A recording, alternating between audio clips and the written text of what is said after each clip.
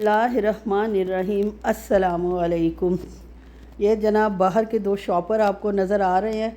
जब घर में पकौड़े बनने हो रात को और आपका बिल्कुल दिल ना चाहे कि आप पकौड़े बनाएं और हस्बैंड साहब भी बाय चांस घर हों, तो आप क्या खाएंगे, क्या मंगाएंगे?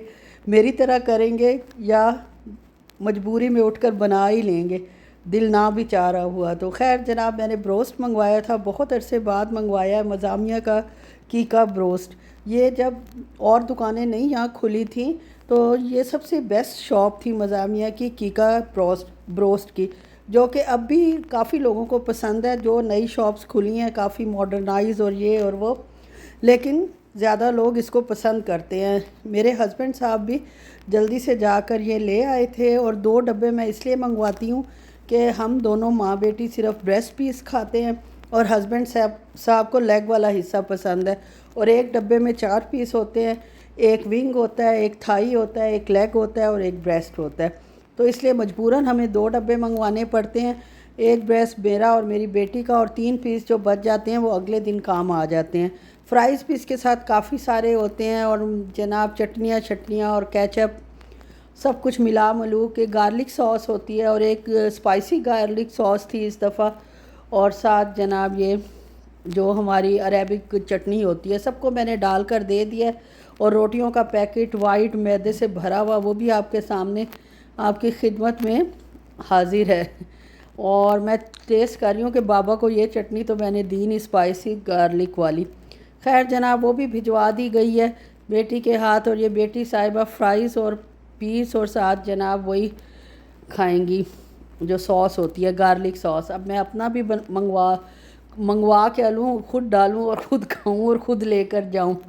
रोटी बहुत बड़ी थी लेकिन बारीक सी होती है, और ख़ास तौर पे जब मैदा हो, साथ जनाब आलू आप खा रहे हैं, चिप्स खा रहे हैं, फ्राइड सब कुछ है। शुगर के लिए ये इतना नुकसानदेह इसलिए नहीं होगा क्योंकि फ़्राइड चीज़ें जो हैं ऑयल के साथ मिलकर कार्बोहाइड्रेट्स जो है वो शुगर के लिए कुछ बेहतर ही होते हैं, इतनी ज़्यादा शुगर रेज़ नहीं करते। तो इसलिए बेखतर होकर फ्राइड चीज़ के साथ आप जो है शुगर के पेशेंट वो ये चीज़ें खा सकते हैं और इन्जॉय द लाइफ कर सकते हैं। खैर जनाब, चलें हम खाना खाते हैं और इन्जॉय करते हैं। बड़ा दिल था यार मेरा, और मैंने नदीदापन से भी बहुत खाया। बाद वक़्त आपका दिल बहुत ज़्यादा किसी चीज़ पर हो और वो फ़ौरन मिल भी जाए तो उसका मज़ा यार क्या होता है। अगले दिन नाश्ते के बाद जनाब मैं किचन का काम करके गई हूँ, तो हस्बैंड साहब मोबाइल में मसरूफ़ थे और बेटी अपने काम में। मैं ये सारे काम करके गई हूँ। आम काटा है, एक ही आम काटती हूँ, वो हम तीनों के लिए एक एक पीस काफ़ी होता है, और बाकी जो बच जाता है वो बहरहाल बीच में आहिस्ता आहिस्ता खाया जाता है। साथ आजकल गाजरें शुक्र है मीठी आ रही हैं, वरना इस मौसम में इतनी अच्छी गाजर नहीं होती। चटनी बना ली थी, और जनाब मैंने बनाया था चिकन पुलाव, बहुत मज़े का बना था, देगी चिकन पुलाव टाइप बना था। और रेसिपी कई दफ़ा मैं दे चुकी हूँ, इसलिए हर दफ़ा पुलाव की रेसिपी देना मैंने कहा ज़रूरी नहीं समझा कि मैं इसकी रेसिपी दूँ, तो इसलिए मैं जो हूँ आपको दिखा रही हूँ कि माशाल्लाह बहुत अच्छा पुलाव बना था। काफ़ी देर से बना पड़ा है, इसे थोड़ा ठंडा ठंडा लग रहा है। अब चलें जनाब आप मेरे साथ स्टोर में। खाना खाने के बाद और हस्बैंड साहब 4 बजे ड्यूटी पे गए, उसके बाद मैं तशरीफ़ का टोकरा लेकर आ गई हूँ स्टोर में। और स्टोर का हालत देखकर आप समझ ही गए होंगे कि ये जो खातून हैं वो अब पाकिस्तान जा रही हैं। इसके लिए मुख्तलिफ़ स्नैक्स वगैरह इकट्ठे किए हुए हैं जो बेटी के पसंदीदा स्नैक्स हैं, और अब बेटी की बेटियों के भी माशाल्लाह फरमाइशी प्रोग्राम जारी हैं कि नानो ये और नानो वो। खैर वो स्पाइसी तो बिल्कुल नहीं खाती, हल्का सा नमक हो बस, वही उनके लिए काफ़ी होता है। और ये मशीन इस दफ़ा मुझे पाकिस्तान लेकर जानी है और इसको पैक करना है और रखना है। और एवापोरेटेड मिल्क के डब्बे मैंने आपको दिखाए थे जो मैंने पाकिस्तान लेकर जाने हैं, वो निकाल कर रखे हैं। और सबसे पहले बिस्मिल्लाह करके जो पैकिंग शुरू हुई है वो स्नैक्स की हुई है, और ये खोल लेती हूँ बैग में। इसी बैग में मैंने सोचा है सारे स्नैक्स, एवापोरेटेड मिल्क, और मशीन तो खैर इसमें किसी सूरत आनी नहीं है। इसका साइज़ आप देख लें बैग का, 23 केजी का एक अलावा है, लेकिन मेरे हस्बैंड साहब 22 केजी रखते हैं, क्योंकि वहाँ जाकर थोड़ा बहुत हेर फेर हो जाए तो बहुत मुश्किल हो जाती है कि कैसे सामान एडजस्ट करें। सबके सामने अटैची खोलो, कुछ इधर डालो कुछ उधर डालो, फिर हमारे साथ कोई होता भी नहीं है कि जिसके हाथ वापस भेजा जा सके सामान। और एयरपोर्ट पे तो छोड़ने को मेरे ख्याल में किसी का भी दिल नहीं करता, इससे बेहतर है बंदा घर छोड़ जाए। तो खैर जनाब, इसको मैं अपनी तरफ से तो 22 kg का ही बनाऊंगी, और मेरी बेटी बाबा के साथ सामान जो है वो ये लोग वेट करते हैं उसका, तो उसको चेक करवा देती हूँ एक बैग तैयार करके, ताकि वो देख ले। अंदाज़ा उसको अब इतना हो गया कि वो मुझे बता देती है इसका कम है, इसका ज़्यादा है, इसमें 2 किलो ज़्यादा है, इसमें 5 किलो ज़्यादा है। अभी खैर वेट होगा इंशाल्लाह। थर्सडे वाले दिन रात को हमारी फ़्लाइट है। आप सब ने दुआ करनी है कि अल्लाह ताला हमें खैर खैरियत से ले जाए और खैर खैरियत से ही हम लोग इंशाल्लाह वापस आएँ। ये सारे जनाब वही स्नैक्स हैं जो मेरी बच्ची के फेवरेट तरीन हैं। और ये जो 2 बुफक हैं, ये तो खैर मैं नई इंट्रोडक्टरी कर रही हूँ, इंट्रोडक्शन इस चीज़ का कर रही हूँ अपनी नवासियों के लिए, क्योंकि वो बाकी चीज़ें तो इतने शौक़ से खाती नहीं है। ये हमारा ख़ानदानी पुफक जो है, हमारा ख़ानदानी स्नैक्स है। पहले जब भांजे भतीजे छोटे होते थे तो सबके लिए मैं लेकर जाती थी। अब तो माशाल्लाह सब बड़े हो गए हैं और मुझे नहीं लगता कि कोई इसको शौक़ से अब खाता होगा। लेकिन जो नए बच्चे आए हैं उनको तो महरूम नहीं अपनी ख़ानदानी रिवायत से रखा जा सकता, तो इसलिए अब उनको उनकी आदतें बिगाड़ने के लिए उनके लिए लेके जा रही हूँ। और बीच बीच में मैं डाल रही हूँ एवापोरेटेड मिल्क के डब्बे। और मेरी बेटी साहिबा कह रही है जितना सामान आपने भर लिया आपको ये यहीं छोड़कर जाने पड़ेंगे, क्योंकि बाकी जो है वो एडजस्ट करने पड़ेंगे। सूट केसेस उनमें काफ़ी ज़्यादा सामान हो चुका है। खैर अल्लाह को मंजूर हुआ तो चले जाएंगे, ना मंजूर हुआ तो नहीं जाएंगे। और ये केक के जो 2 डब्बे मैं लाई थी वो भी इसके अंदर एडजस्ट कर देती हूँ, जो जो इसके अंदर आ सकता है, क्योंकि इन पुफक्स वगैरह का तो इतना वेट है नहीं।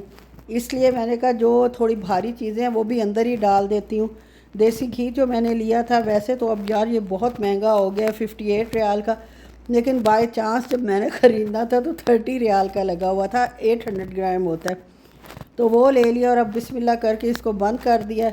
और बेटी साहिबा आकर इसको उठा के देख लेगी, फिर जो इसमें कमी पेशी हुई वो मैं कोशिश करूँगी कि पूरी कर लूँ। अब जनाब हमारे सोफ़े पे देखें हमारी शॉपिंग, क्या शॉपिंग मैंने नई की है और क्या तीर मार कर आई हूँ, और फिर कोई नई चीज़ लेकर आई हूँ कि पुरानी चीज़ों में ही कोई दोबारा रिपीट कर रही हूँ। ये अब आपको मैं आगे चलकर दिखाती हूँ। सबसे पहले जो किचन का सामान लाई हूँ वो आप देख लें। इसमें जनाब मैंने सबसे पहले जो लिया है वो लिया है पैटी मेकर। जो बर्गर वगैरह मैं बनाती हूँ वो इतने नीट नहीं बनते, और ये खैर मैंने देख भी लिया था 1-2 रील्स में कि काफ़ी अच्छा काम करता है, तो एक तो ये मैंने लिया। ये भी खैर बड़ा महंगा आया, 33 रियाल का है, तो इतना कोई स्पेशल नहीं, ना इतना हैवी है, लेकिन 33 रियाल का है। जब दिमाग ख़राब होता है तो बंदा ले ही लेता है। इसके अलावा टेबल कवर लेने थे वो लिए। और ये चीज़ देख लें आप, या इससे पहले एक और चीज़ देख लें। ये मेरा जनाब कैन ओपनर है जो कि पाकिस्तान वाला तकरीबन ख़राब हो चुका है, उसका वो स्प्रिंग निकल गया था। हमने लिए थे 2, एक पाकिस्तान के लिए और एक सऊदीया के लिए। जो पाकिस्तान वाला है वो पड़ा पड़ा ही नखरे में आ गया और ख़राब हो गया, उसका स्प्रिंग निकल गया। काम कर रहा है लेकिन स्प्रिंग निकला हुआ है, और ये जो सऊदीया वाला है वो सही काम कर रहा है। खैर जनाब ये देख लें, ये रोटी प्रेसर है। बाजू की वजह से मुझे पता नहीं क्या क्या ख़रीदना पड़ा है और क्या क्या करना पड़ा है कि रोटी को बेलना ना पड़े और मैं इसको इसमें प्रेस करूं और आसानी से प्रेस हो जाए। लेकिन मैंने अभी तक ये बात अपने हस्बैंड साहब को नहीं बताई, वरना मेरी वो शामत आती कि शायद अगले दिन का व्लॉग मिस हो जाता कि ये काम बिल्कुल नहीं करता। इस पर मैंने नरम सा आटा डाल के भी देखा है, और जब मैं ये आपको खोल के दिखा रही हूँ उस वक्त तो मैं बहुत जोश में थी कि अभी यूज़ कर नहीं देखा था, और ऐसे ही ओपन करके आपको दिखा रही हूँ और दिल दिल में खुश हो रही हूँ कि चलो बेलना नहीं पड़ेगा, उल्टे हाथ से ही इससे रोटी को मैं प्रेस कर लिया करूँगी। लेकिन मेरी किस्मत ख़राब।